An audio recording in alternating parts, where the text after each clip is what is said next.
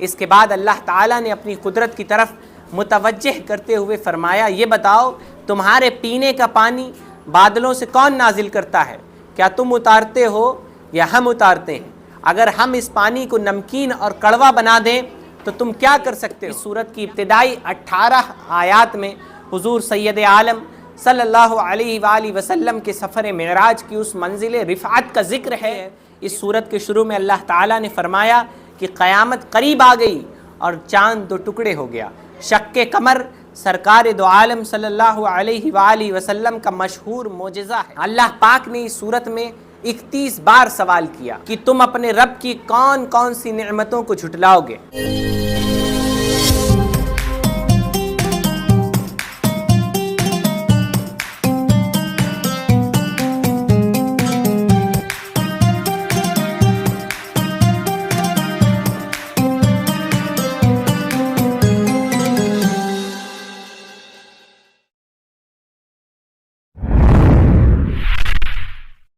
بسم اللہ الرحمن الرحیم۔ ناظرین کرام، میں محمد انس قادری دستک ٹوڈے کی خاص پیشکش خلاصہ قرآن کی 27ویں کڑی لے کر آپ کے سامنے حاضر ہوں۔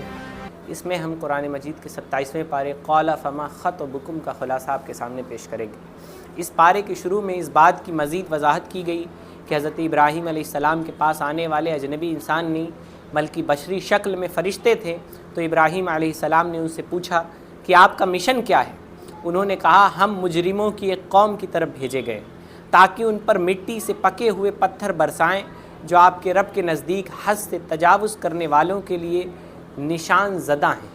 آیت 47 میں اللہ تعالیٰ نے بتایا کہ آسمان کو ہم نے اپنے دست قدرت سے بنایا اور ہم ہر آن اس کو توسیع دینے والے ہیں۔ سورت کا اختتام اس مشہور آیت پر ہوتا ہے جس میں جن و انس کی تخلیق کا مقصد بیان کیا گیا ہے کہ وہ اللہ تعالیٰ کی معرفت و بندگی کے لیے پیدا کیے گئے ہیں۔ ساتھ ہی یہ خبر بھی دی گئی کہ ساری مخلوق کے رزق کا کفیل پروردگار عالم ہے اور کفار و مشرکین کو عرصہ محشر میں عذاب شدید کی نوید ہے۔ بعدہ سورہ طور کی ابتدا ہوتی ہے۔ اس سورت میں اللہ تعالیٰ کے اٹل عذاب کا ذکر ہے کہ جب اس کا فیصلہ ہو جاتا ہے تو اسے کوئی ٹالنے والی طاقت نہیں۔ آسمان تھر تھرانے لگتا ہے اور پہاڑ بہت تیزی سے چلنے لگتے ہیں۔ اس کے بعد اس بات کا ذکر ہے کہ اہل تقوی جنت اور نعمتوں میں پروردگار کی عطاؤں سے بہرہ مند ہو رہے ہوں گے اور ان کا رب ان کو عذاب جہنم سے بچا لے گا۔ ان سے کہا جائے گا کہ اپنے اعمال کے بدلے جو جی چاہے کھاؤ پیو۔ وہ ایک دوسرے سے جڑے قطار میں بچھے تختوں پر ٹیک لگائے ہوں گے اور اللہ تعالیٰ کشادہ اور بڑی بڑی آنکھوں والی حوروں کو ان کی زوجیت میں دے گا۔ پھر اگلی آیات میں یہ بھی واضح فرما دیا گیا کہ اہل ایمان کی اولاد نے بھی اگر ایمان اور اعمال صالحہ میں اپنے آبا کی پیروی کی ہوگی تو اللہ تعالیٰ جنت میں ان سے ملا دے گا اور ان کے اپنے نیک عمل میں بھی کوئی کمی واقع نہیں ہوگی۔ مزید فرمایا کہ ہم ان کی خواہش کے مطابق ان کو پھل اور گوشت دیں گے اور ان کے سامنے چھپے ہوئے موتیوں جیسے خوبصورت اور نفیس خدام ہوں گے۔ اہل جنت ایک دوسرے سے سوالات بھی کریں گے اور کہیں گے کہ ہم لوگ اس اخروی زندگی سے قبل اپنے بال بچوں کو آخرت کے عذاب سے ڈرایا کرتے تھے، تو ہم پر اللہ تعالیٰ نے کتنا احسان کیا کہ جھلسا دینے والے عذاب سے ہمیں بچا لیا۔ بے شک وہ بڑا احسان اور رحم کرنے والا ہے۔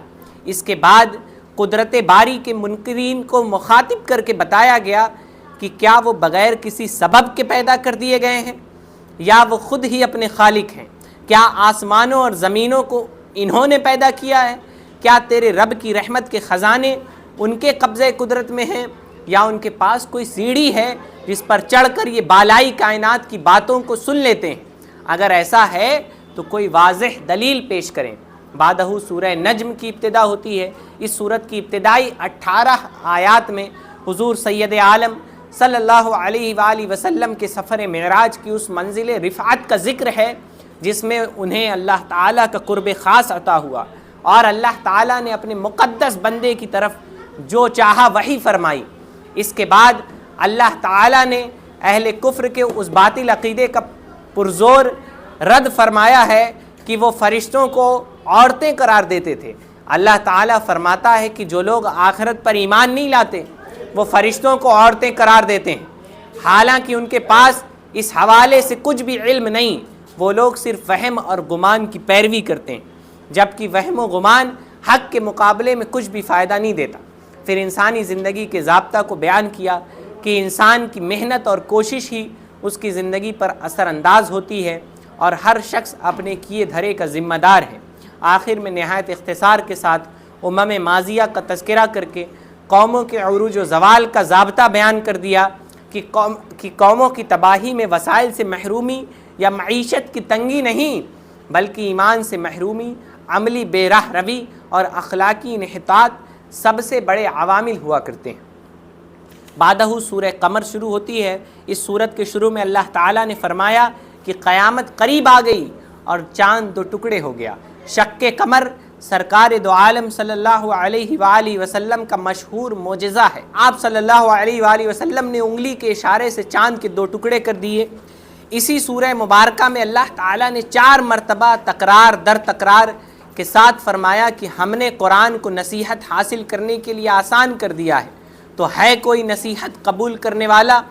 اس کے بعد عاد و سمود و قوم لوط و فرعون جو اپنے اپنے دور میں طاقت و قوت، ہنر اور ٹیکنالوجی، مستحکم معیشت اور مضبوط سیاسی نظام کے نمائندے تھے، ان کی تکذیب و نافرمانی پر ہلاکت و تباہی کی مثال پیش کر کے کافروں کو وعید اور اہل ایمان کو بشارت اور تسلی دی کہ دعوت حق کے مخالفین کتنے ہی بااثر اور مستحکم کیوں نہ ہوں، اللہ تعالیٰ کے عذاب سے نہیں بچ سکتے۔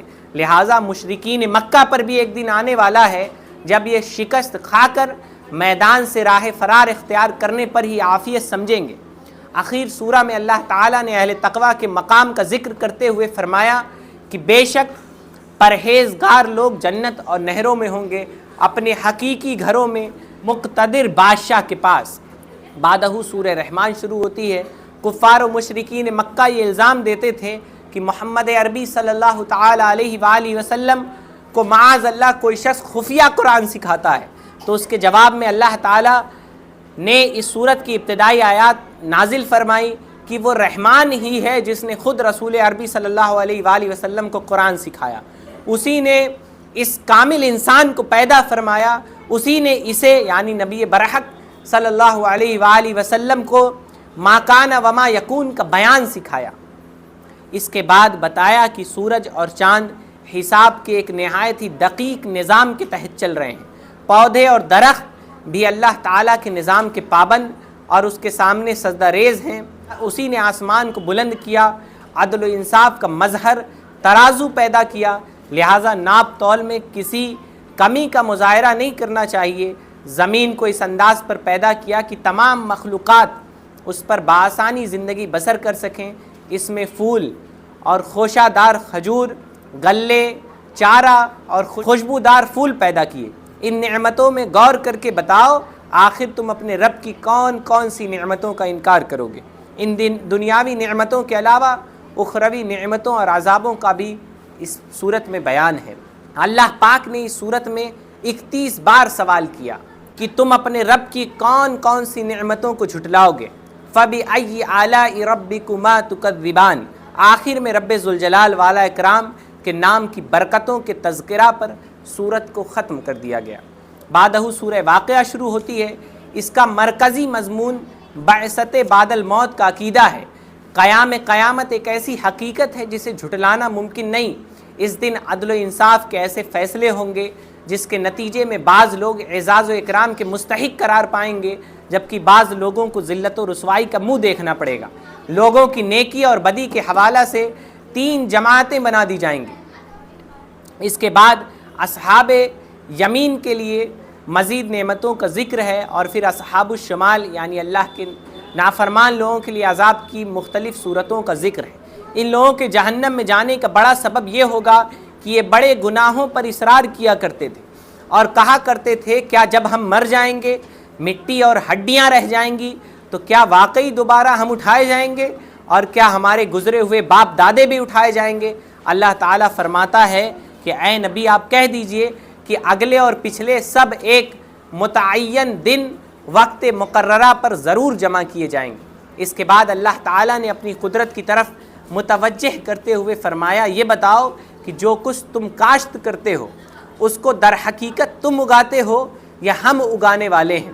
اگر ہم چاہیں تو اسے چورا چورا کر کے رکھ دیں۔ تمہارے پینے کا پانی بادلوں سے کون نازل کرتا ہے؟ کیا تم اتارتے ہو یا ہم اتارتے ہیں؟ اگر ہم اس پانی کو نمکین اور کڑوا بنا دیں تو تم کیا کر سکتے ہو؟ کیا اس پر تم شکر نہیں کرتے ہو؟ جس آگ کو تم جلاتے ہو اس کا درخت کون پیدا کرتا ہے؟ تمہیں اپنے رب عظیم کی تسبیح بیان کرتے رہنا چاہیے۔ بعدہ سورہ حدید کی ابتدا ہوتی ہے۔ حدید لوہے اور اسٹیل کو کہتے ہیں اور اس کے منافع اور فوائد ہر دور میں مسلم رہے ہیں، اس لیے سورت کا نام حدید رکھا گیا۔ سورت کی ابتدا میں اللہ تعالیٰ نے ایک بار پھر اپنی آیات قدرت کا ذکر فرمانے کے بعد صحابہ اکرام کے مابین درجات فضیلت میں مختلف مدارج بیان کیے ہیں، مگر اس باہمی فضیلت اور درجہ بندی سے کسی کو یہ حق نہیں پہنچتا کسی صحابی کے مرتبے کو گرائے یا ان کی شان میں کوئی نازیبہ کلمہ کہیں یا ان کے اخلاص و ایمان میں کوئی شک کرے۔ اللہ تعالیٰ نے اس طرح کے فتنوں کا سد باب کرنے کے لیے فرمایا، اور اللہ تعالیٰ نے اپنے رسول کے تمام صحابہ سے اچھے انجام یعنی جنت کا وعدہ فرمایا ہے۔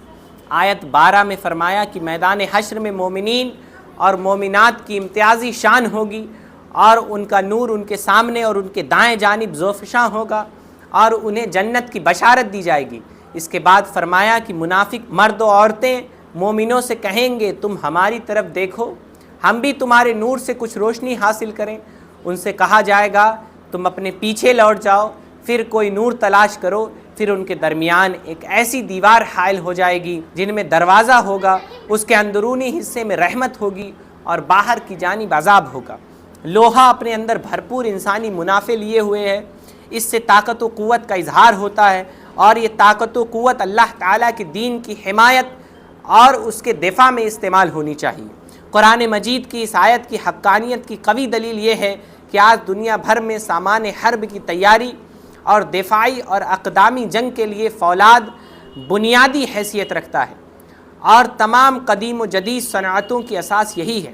پھر سلسلہ انبیاء کا مختصر تذکرہ ہے جس میں ابو البشر ثانی حضرت نوح علیہ السلام، امام الانبیاء حضرت ابراہیم علیہ السلام کا حوالہ دیا گیا، اور پھر عبد صالح حضرت عیسیٰ علیہ السلام اور ان کی کتاب انجیل کا تذکرہ فرما کر ان کے متبعین کی صفات اور قیامت میں ان کے لیے اجر عظیم کے وعدہ کے ساتھ ان کے پیروکاروں کو اسلام قبول کرنے کی دعوت دیتے ہوئے بتایا کہ اس طرح وہ دوہرے اجر کے مستحق قرار پائیں گے، اور یہ سب کچھ اللہ تعالیٰ کے فضل اور اس کی عطا کردہ توفیق سے ہی میسر آ سکتا ہے۔